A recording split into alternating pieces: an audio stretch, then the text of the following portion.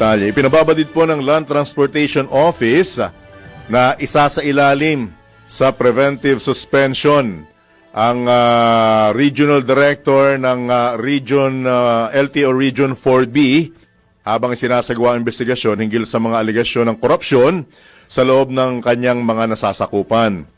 At ay sa mga paunang ulat na sabing nangingikil itong si Director Baltasar mula sa mga negosyanteng may kaugnayan sa mga transaksyon sa LTO sa rehiyon.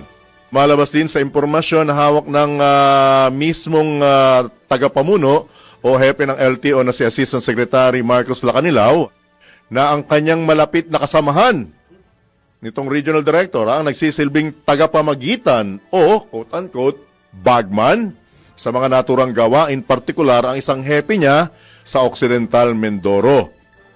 Isang karaniwang hakbang ang preventive suspension upang matiyak ang patas, transparent at malayang investigasyon at hindi dapat ituring na parusa sa ngayon. Sa kasalukuyan, hawak ng LTO ang mga pirmadong reklamong administratibo laban kay Director Baltasar.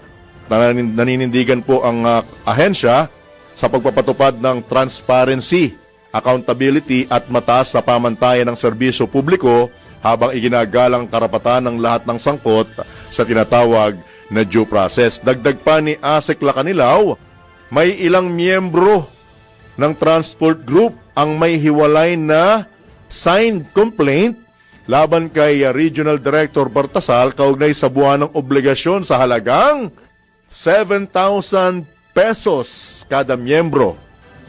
At ang lahat pong ito, ayon kay ASEC Lacanilaw, ay patuloy ding iniimbestigahan.